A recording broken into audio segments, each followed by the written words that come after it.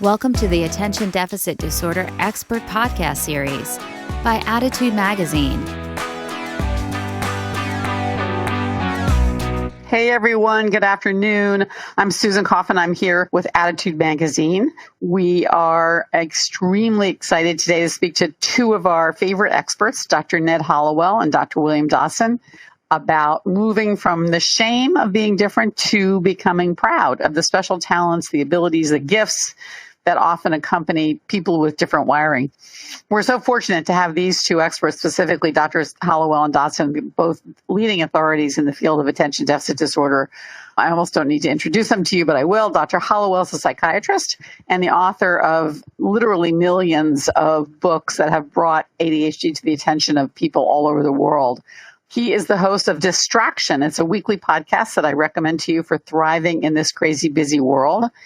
And the founder of Hallowell Centers in Boston, New York, San Francisco, Seattle, and apparently Shanghai and other places in China. So I don't really need to introduce him further. And Dr. Dodson, who has specialized in the treatment of adult ADHD for almost 30 years now, has made extraordinary contributions to our understanding of the emotional ramifications and the treatment difficulties for both adults and children with ADHD.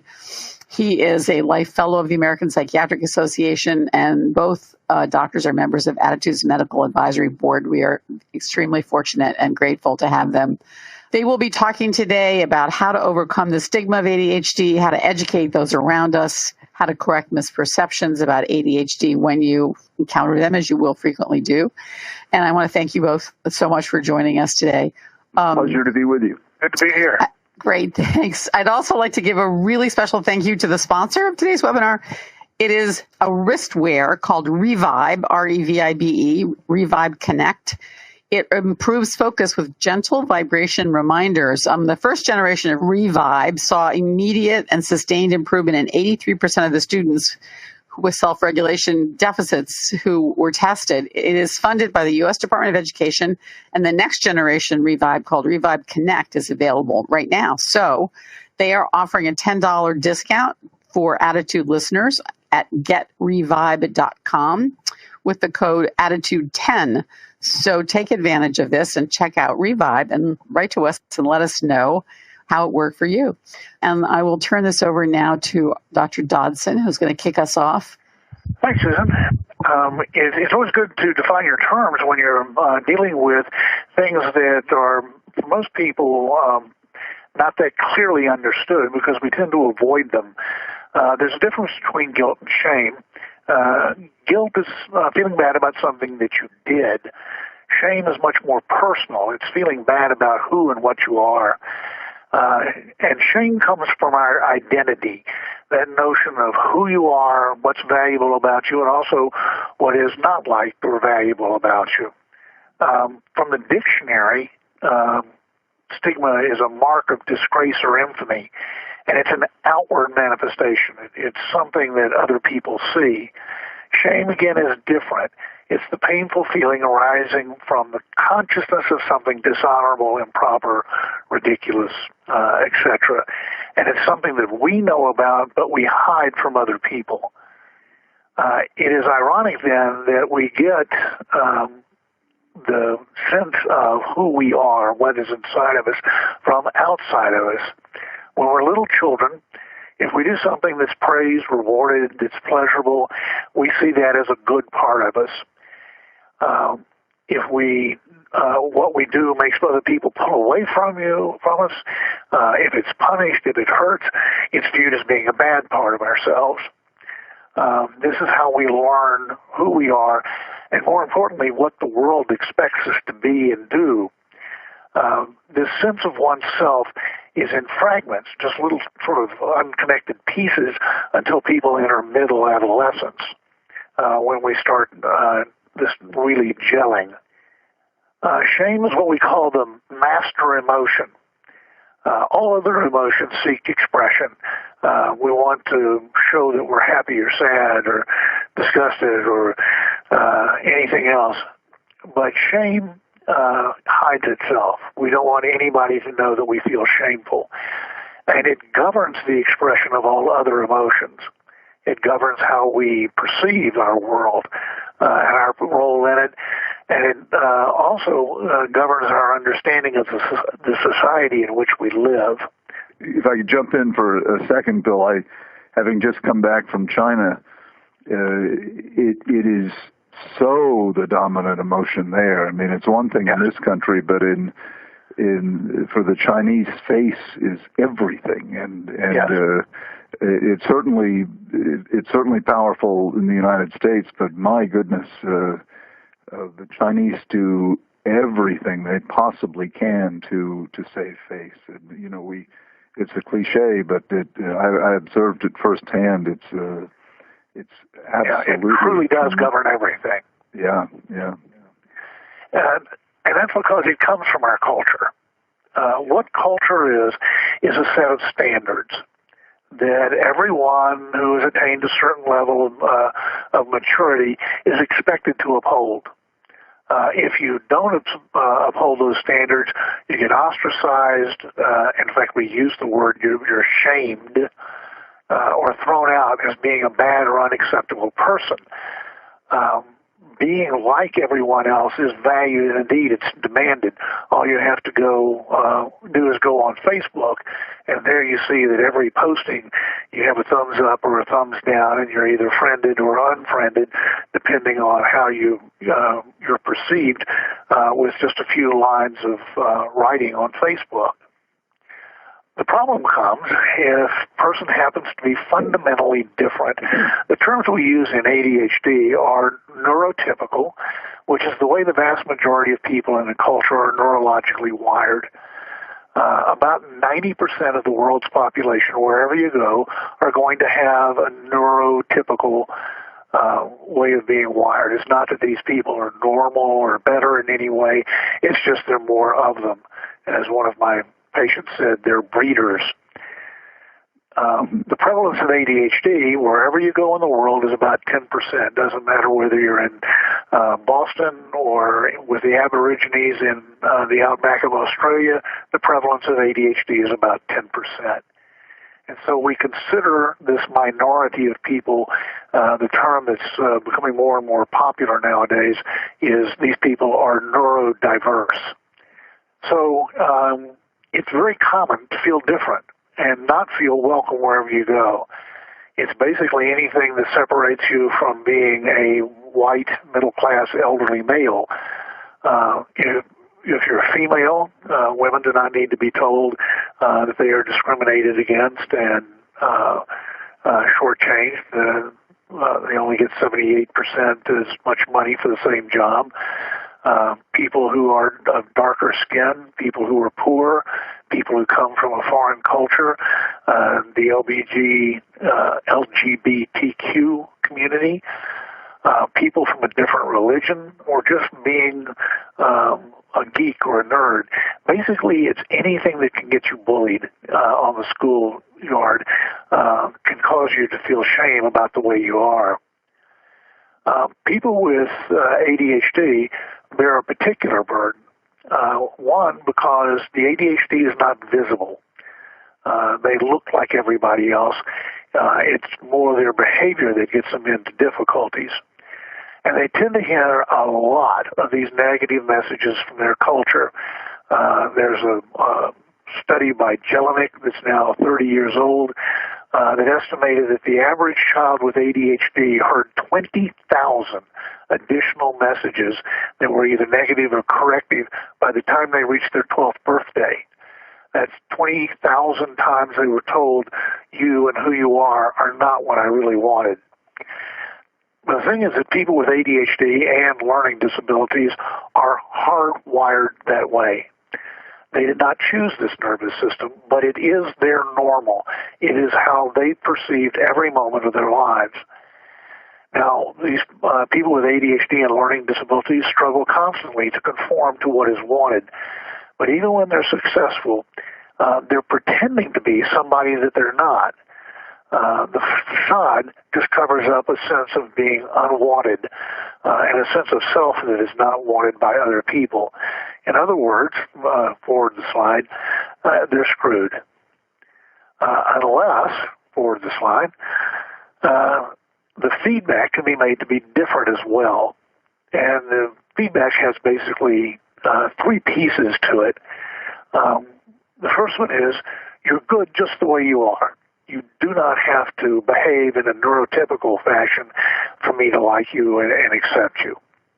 The second piece is, but there are things that are getting in your way of being happy and successful. And three, I will stick with you until we overcome and master those obstacles. One of the biggest problems for people with ADHD is they end up feeling alone with these problems because they feel isolated. They hide the fact that they're struggling. And with isolation comes a decreased sense of self-esteem and a distorted self-image. So we end up asking people not to change who they are, try to mimic other people or hide who they are, but rather to work from their strengths. Now, this is not every kid gets a trophy, which is so popular right now. Kids see that in a hurry. Just about every kid wants to earn what they get. They want to, if somebody gives them positive feedback, they want it to be real and they want to feel that they've earned it. But they very definitely, with all the negative feedback they're getting, they do want recognition for those times when things do go well. Neurodiverse children and adults don't want it. The thing they want most of all is not to face this alone. They need a person, and the term that's probably most common out there in the literature is a cheerleader. I much prefer the term advocate. This is the person who can be there with the person so they don't have to face this alone. And it can literally be anyone. It can be a parent or an older sibling. It can be a grandparent, a teacher. Coaches are remarkable in their ability to do this if somebody has some athletic ability. Counselors, neighbors, and it's really in the end, anybody who gets it, who understands what it's like to be different and to struggle in a neurotypical world. And that person gets it and wants to be helpful. Out of that comes self-compassion, being able to cut yourself some slack. And again, that also has three different steps. The first thing to do is to educate yourself with facts, and that's a lot harder than it may seem. You need to beware of the internet because most of the postings out there on the major bulletin boards about ADHD are not just out of date, they're wrong. There are lots of fake facts and opinions out there that just aren't so. And if you're starting from not much knowledge, it's hard to tease apart what is good information from what is bad information. The second step is to practice strategic disclosure with what I call realistic people. At some point, you have to trust the people in your life with your secret. You have to trust that they'll continue to love you just the way that you are. You have to trust that they'll still see you as the same person, despite having ADHD or learning disabilities or being gay or anything else. And once you open yourself to that compassion from somebody else, then you can do it for yourself. The last step is actually an extension of the first two, and that is to get involved with advocacy and outreach. And there are lots of different ways you can do that. CHAD is particularly good, Children and Adults with Attention Deficit Disorder, the National Association of for ADHD. ADD.org is for adults. And, of course, there's Good Old Attitude Magazine, which is probably one of the best sources of good, unbiased, accurate, authoritative information. And what the goal is to actually get pride about who you are. Pride is the only known antidote for shame. And so that's why you'll see with practically any outside group that they focus their advocacy activities on pride, whether it's black pride, Hispanic pride, gay pride. Just about everything that they focus on is becoming not just accepting of who you are, but proud of who you are. People with ADHD and learning disabilities need to come out of the closet.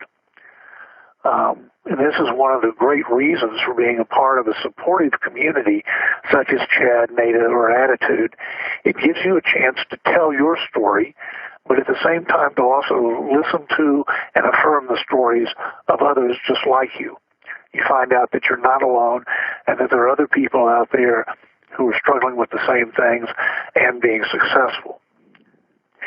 This is not necessarily the somewhat controversial gift of ADHD movement, but it comes from a similar place. Let's not kid each other. Being different is a hard life. The pressures to conform are huge. The pressures to be just like everybody else are tremendous, especially in adolescence. And it's almost impossible to do it alone. And so that's why... So let me just comment quickly on that, because sometimes I'm associated with the gift of ADHD, and in fact, I've never called ADHD a gift. What I've said is that if you manage it properly, it can indeed become a gift, but if you don't, it's a positive curse. Yes.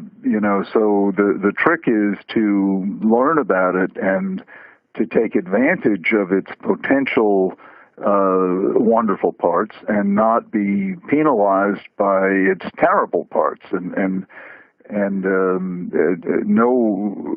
I'm certainly not so foolish as to call it a gift. I mean, that's ridiculous. The ADHD can ruin your life completely if it's not dealt with properly.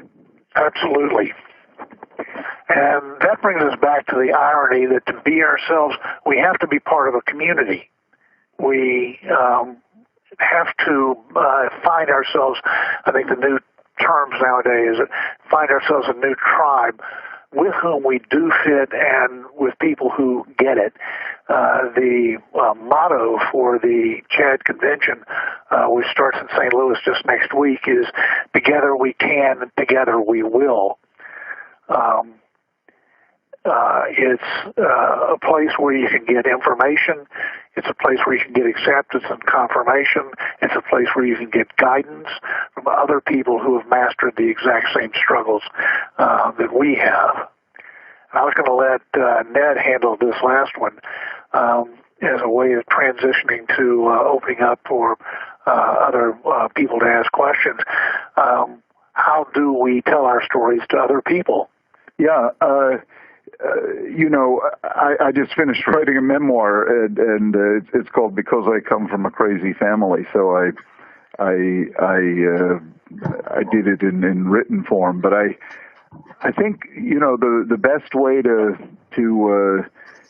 tell your story to others is to do it openly and honestly, and not to be embarrassed about who you are. The fact is, we have a lot of wonderful stories to tell, and don't lead with your failures. Don't start by apologizing for who you are. Don't say, well, yes, I'm late all the time, and yes, I forget things, and yes, I do speak out of turn. Lead with your successes. Let people know what you can do right. And the fact is, all of us with ADHD can do a lot of things right. We are good at coming up with new ideas. We are good at seeing around corners. We usually have an uncanny intuition. We tend to be pretty amazingly empathic. We tend to be big-hearted and generous. These are extraordinary qualities that you can't buy and you can't teach.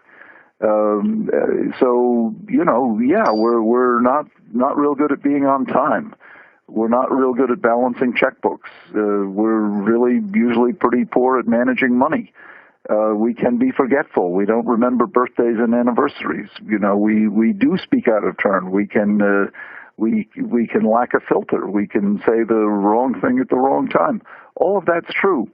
but don't lead with that. Don't. And since people with ADD do tend to carry around a pretty negative self-image, a pretty broken down self-image, often when you tell your story, you begin by apologizing for who you are, and that's where the shame that Bill was talking about can be your calling card. It's sort of like, excuse me, my name is Ned Hallowell, and I'm really sorry for being Ned Hallowell, but I do try my best. And but gee, I'm sorry for who I am.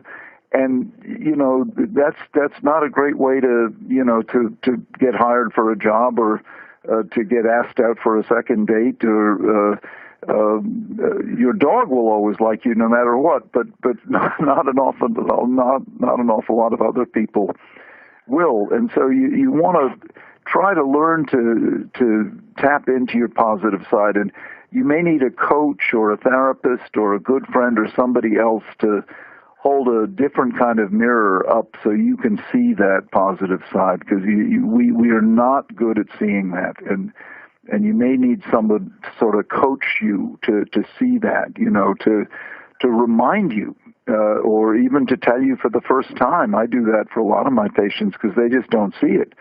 I'll tell them, you're really smart, and they'll say, you're just telling me that. How do you know I'm smart? And then I'll tell them, by your vocabulary, by your sense of humor, by your ability to appreciate irony. I'll give them concrete, specific reasons that I know they're smart. And then they'll start to cry because they'll say, gee, I've known I'm smart too, but nobody's known that. And so, develop your own story in a way where you can present it in a positive fashion. Then you can begin to tell others. Then you can stand up to the shamers and just tell them to back down, and then say to them, have you ever made a mistake? Have you ever done anything that made you look foolish? And have you appreciated it when someone tried to shame you? So shame the shamer. Just like with the bully, stand up to the bully, punch the bully in the nose, shame the shamer, and just stand right up to that shamer and say, have you ever made a mistake? It feels really good to stand right up to that shamer and just give him a taste of his own medicine. And remember, when you do that, you're standing up for thousands, if not millions, of other people who have felt the same way. Don't take it. Don't take it. But first, you need to coach yourself up so you have that in reserve, because too many people with ADD are so ready to be put down because they essentially put themselves down all day, every day. Like Bill said, the 20,000 put downs they get the first 10 years of their life. That's their default position. They say, yeah, you're right, I am a loser. So you need to coach yourself up so you get rid of that default position, so you get yourself ready to say, wait a minute, hold on, I can do a whole lot of things, and then you have a Rolodex full of things you can do right. And sure, I'm not on time all day. Is that the most important thing in the world, to be on time? Aren't there other things like coming up with important inventions, like founding a company, like being considerate, like being able to think of a clever present to give someone? Isn't that important?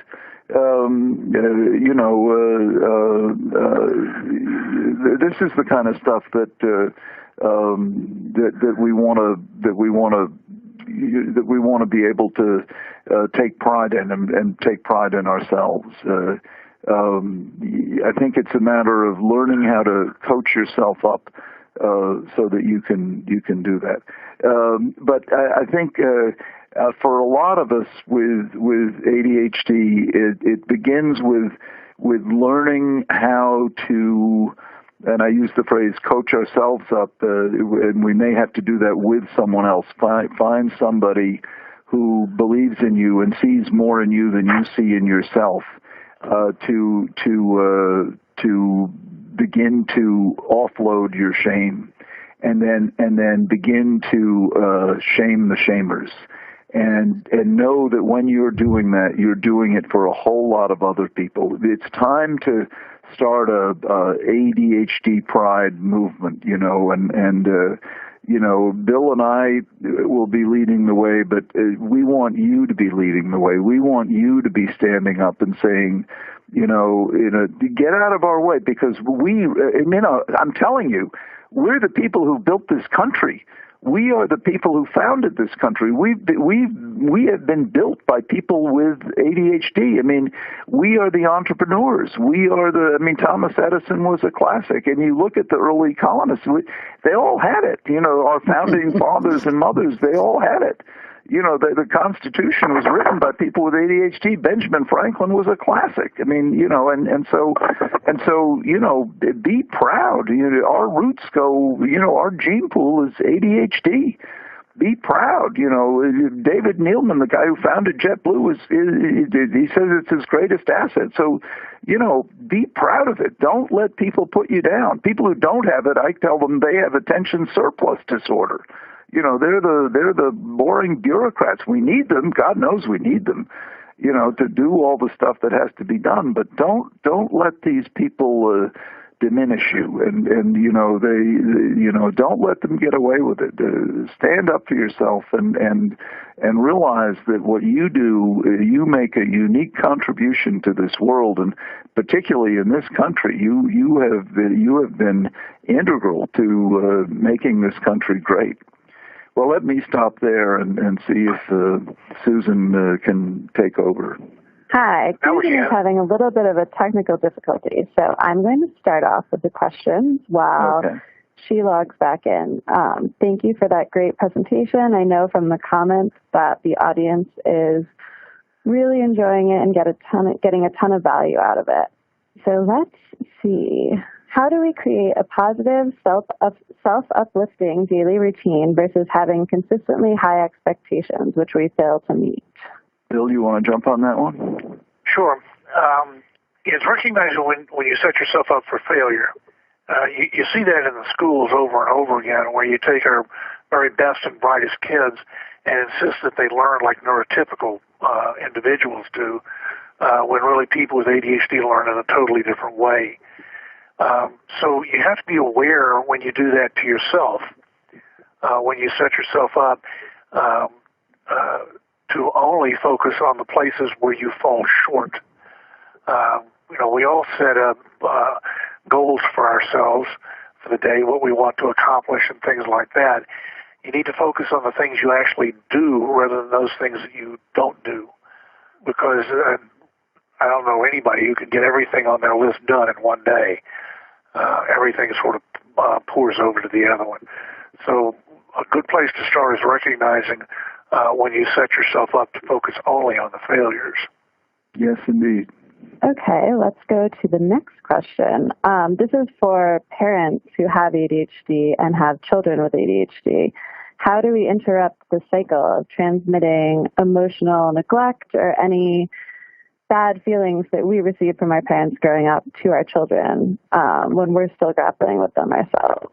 It begins with insight. If you're aware of the bad stuff that was done to you, well, then you have the power, because you're aware of it, of trying not to do it. Now, insight alone, won't stop you because, there are forces at work that insight alone won't inhibit, but you can start there, and then you have a team. If you're lucky enough to have a spouse or a partner, you can work together to stop that, and you can build in structures, rules of the house. You can even, if your kids are old enough, get them to help you. Mom, you said you weren't going to tell me just to try harder, because trying harder, we know, isn't the key to managing ADD. And when you yell at me, try harder, I thought we agreed that wasn't the solution to ADD, because that's all your parents ever said to you was try harder, and you got frustrated that never was the ultimate solution, and so you can ask your kids to remind you of what didn't work for you, and empower them to come back at you when you fall into those bad habits. If they're old enough to help you out. Another thing you can do is fake it. There's no saying become the adult that you needed when you were growing up. You can. Most people who had parents who were you mean I'm not lazy, crazy, or stupid? Those are the explanations that they were offered. Know that their parents put them down and shamed them on a regular basis. So you have to become the parent that you needed and give those things to your kids. There's no greater gift that you can give your kids. If you think about, when your kids are grown and stuff like that, are they going to come back and say, boy, my mom was the greatest because she got me there on time? No, that's not what they're going to think of. It was, my mom was the greatest because she was there for me, and she was always my cheerleader or advocate. I could always count on her. That's what your kids are going to remember. Exactly. Hi, I'm back. I'm so sorry. So there's an interesting few comments about the workplace, which I think is certainly one of the toughest places for an ADHD person to, quote, stand up for themselves. One person says, "Are you kidding me? No employer wants to stick with you while you master this issue. They just want you to get your job done with as little maintenance as possible." And another person says, "As an adult with ADHD, how should I suggest what would you suggest for a productive conversation with a supervisor?" So those are variations on the same theme. In the workplace, what is the best way to approach standing up for yourself as an ADHD adult? What I would do is, again, it was one of the slides I had about practicing with people who I call realistic. Rather than just going and talking to your boss directly, practice with a couple of other people about what you're going to say, how you're going to present yourself. Get used to being comfortable in your own skin when you talk about this. And when you do go in with a plan about what you're doing, what you're going to do to make things better. Whether it's, I'm going to start taking medication, or I'm going to start getting a decent night's sleep every night, or whatever. It's, if you're going to come in and you are going to acknowledge that there are problems, bring in solutions along with it. Because that's really what your boss wants, is he knows that there are problems. What they want are what's going to be done to fix it. Right. Absolutely. And I advise my patients, it depends upon what the job is and who your supervisor is, but in general, do not invoke the diagnosis. Don't say I have ADHD. Just stick to target symptoms. I have trouble with being on time. I have trouble with, remembering details, whatever the target symptoms are. And then, as Bill says, attach solutions to that. But remind them also of what you're really good at that makes you irreplaceable. I'm your idea person. I'm the person who will run through a brick wall for you. I mean, whatever your particular talents are, always remind them of that so they don't keep fixating on your weaknesses. So present them with solutions to whatever the weaknesses are, but don't, and keep reminding them of your talents. I would not invoke the term ADHD because, unfortunately, most employers still think that means you're unreliable and crazy. Now, if you happen to have an employer who does get it, great, then you can talk to him frankly about it. But unfortunately, we still live in a world where most employers have no idea what it is. As for insisting on accommodations and getting an attorney and all that, it's way more trouble than it's worth. The best workplace accommodation is finding the right job. And that is by far the best workplace accommodation. A lot of people with ADHD are in the wrong job, and your time is best spent looking for the right job. You don't quit your current job until you've found a better job, but the best workplace accommodation is the right job. That makes sense. Yeah. But Ned, just to your point about standing up and being proud of ADHD, we're also saying don't invoke ADHD. And this reminds me, there's a question here from Betsy who says, I think very realistically, I worry about the judgments and assumptions from the teachers and classmates for my child and for my college my colleagues and upper management friends from me, and how those judgments and assumptions affect us, that leads me to hiding me and my child's ADHD. So isn't there a bit of a, catch-22 here where while society sees ADHD so badly that we cannot really tell our bosses about it, it's hard, by definition, it leads to... in the workplace, absolutely. I mean, I'm saying be proud of it and stand up and admit it in school, and I'm saying don't do that in the workplace because they just don't get it in the workplace, and they can, it's a losing battle in the workplace.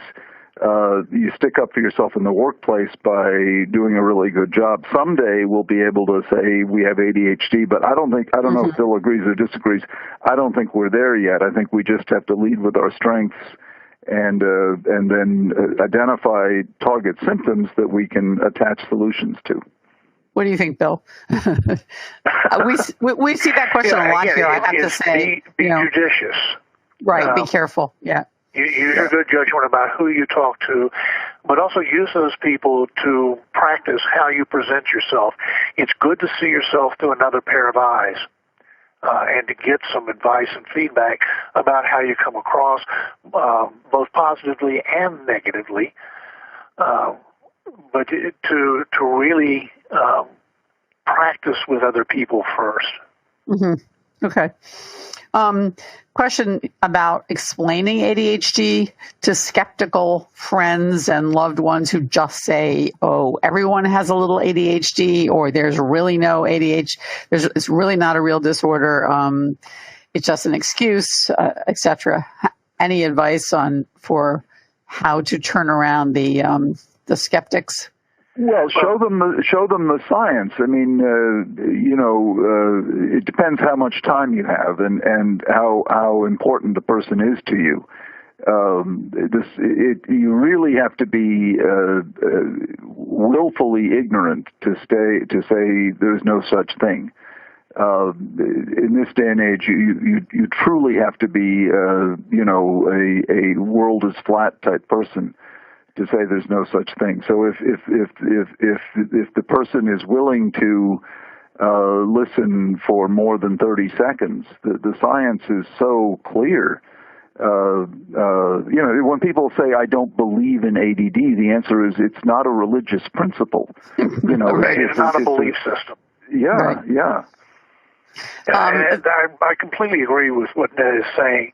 There are going to be a lot of people who are going to confuse an explanation with an excuse. Mm-hmm. ADHD is an explanation. It's there, it's beyond a doubt. If somebody's hitting you with this doesn't exist and stuff like that, that's a pretty mean-spirited person.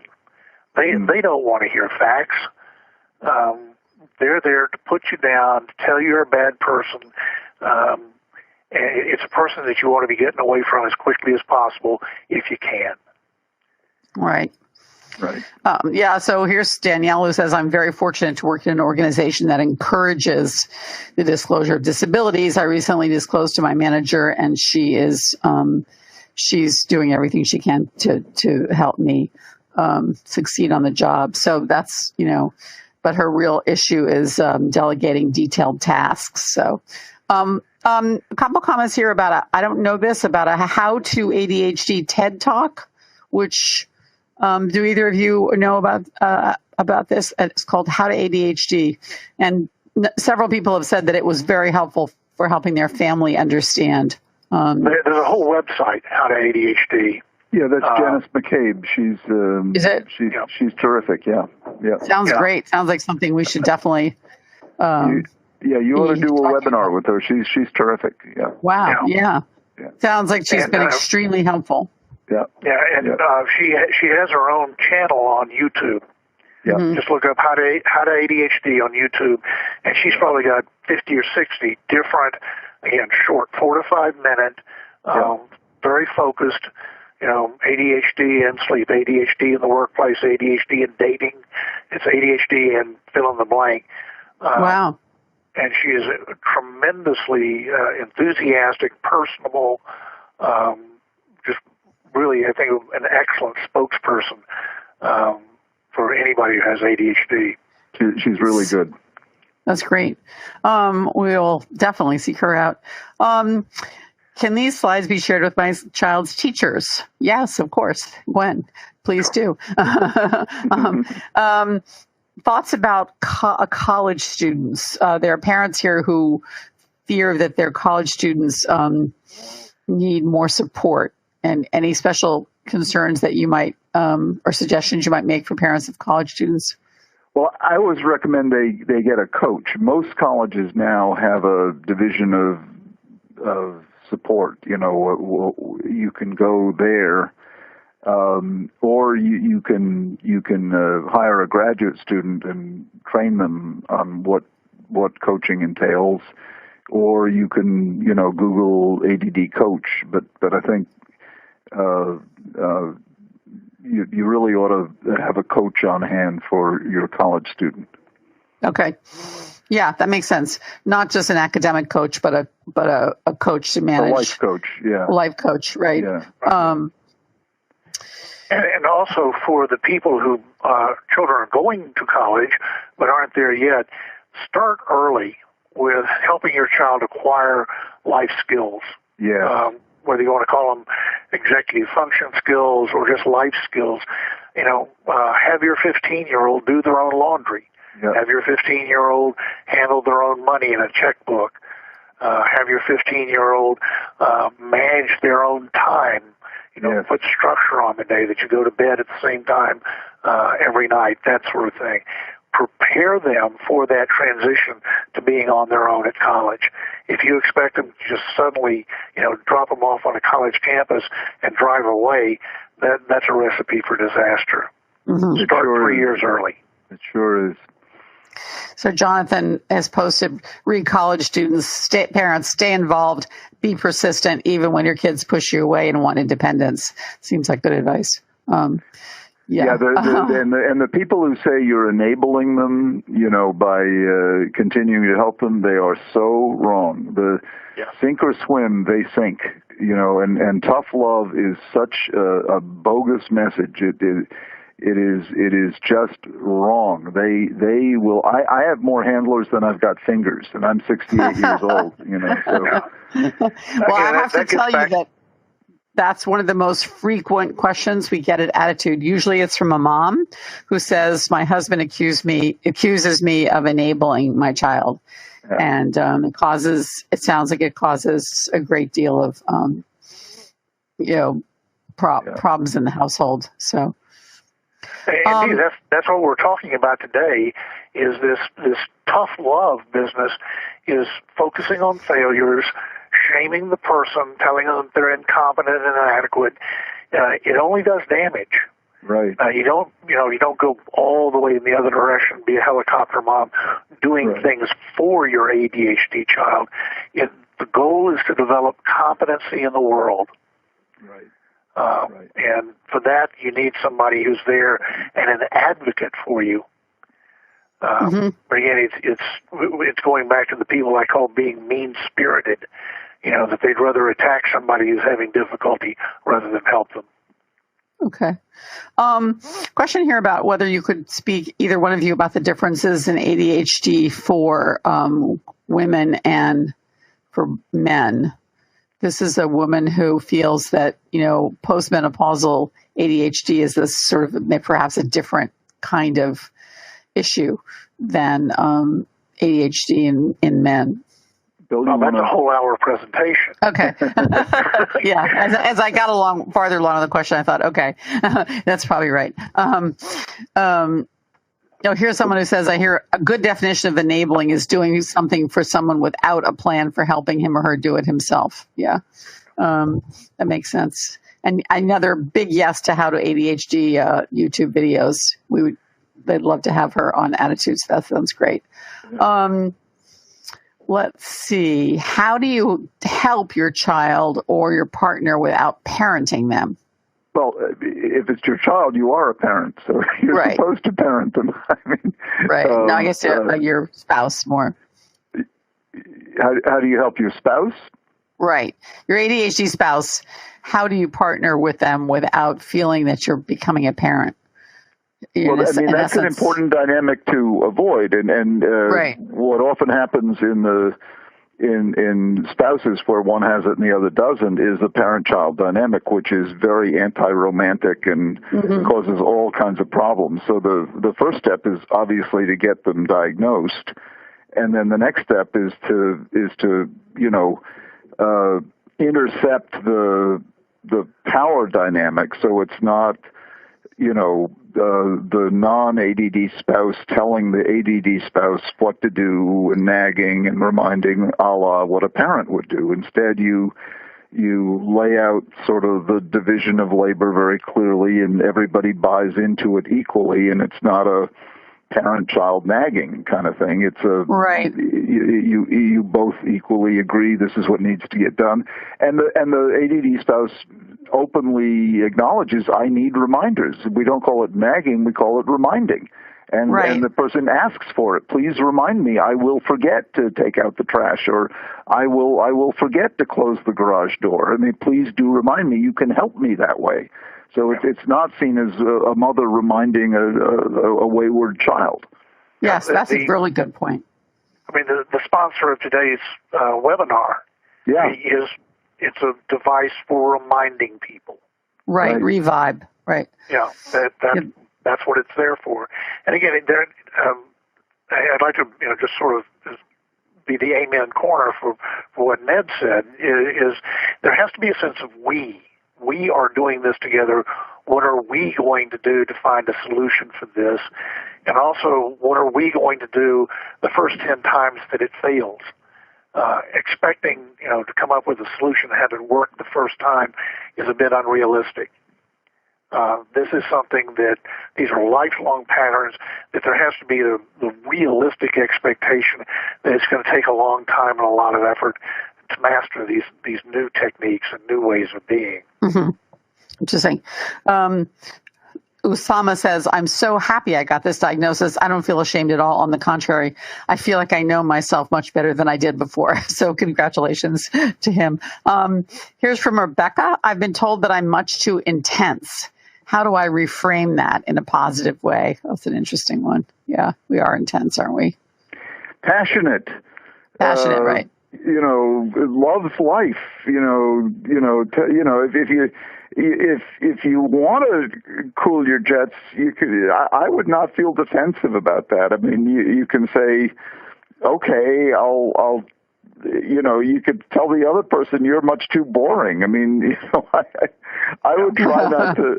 I would try not to apologize for being intense. I mean, you can say, okay, I'll when I'm around you, I'll try to tone myself down a little bit. But you like Bill was saying, you got to accept yourself as you are, and stop apologizing and trying to change to fit the world. It's the 20,000 times you're criticized in the first 10 years of your life, you get used to it, and you think, I'm supposed to change to fit the world. No. The world needs some bright light bulbs. The world needs some intensity. The world needs some, and if you come on too strong, okay, you can try not to, but my goodness, you folks with ADD, you need to just embrace who you are and celebrate it, and not instantly say, okay, you're right, I've got to work on being less intense. Right. I mean, you were just shamed. And this is what the whole webinar was about today. Is somebody was telling you that one of the aspects of your personality is bad, and that you ought to hide it away, stifle it. Right. Too intense. Yeah, that's just right there. Rather than saying, I'm never going to stop caring about the things that I care about. I am always going to be passionate, and I kind of like that about myself. One of the big challenges for parents is that oftentimes middle schoolers and teens hate feeling different. And there are a number of people who are listening in who are saying that it's really tough to get their teen to acknowledge ADHD at all, much less feel good about it. Just being different is somehow seen as a bad thing. Do you have any suggestions for that? That's that's a challenge. They want to be just like anyone else, quote. It's true that in adolescence, and with kids in general, the press to conform, as Bill Slides pointed out, is tremendous, and these kids to the point of just not even wanting anyone to know they go and take medication. I mean, they just the press to conform is tremendous, and they don't want to be different, and one of the hallmarks of ADHD is being different. So I try and pep talk them all the time about the many advantages of being different, and it can be a tough sell. It can be a tough sell right. until they get old enough to appreciate the many advantages of being different. Yeah, no, I think that's right. I mean, it's just till you get past those peer group years. Right. So, yeah. Well, this has been really helpful and uplifting, and someone said very comforting. And Gwen says, yes, my husband tells me all the time that I'm too intense, and I just tell him I'm passionate. So Maureen says, this has been the best webinar ever. Bravo. So I want to thank both of you, and this is a great conclusion to ADHD Awareness Month.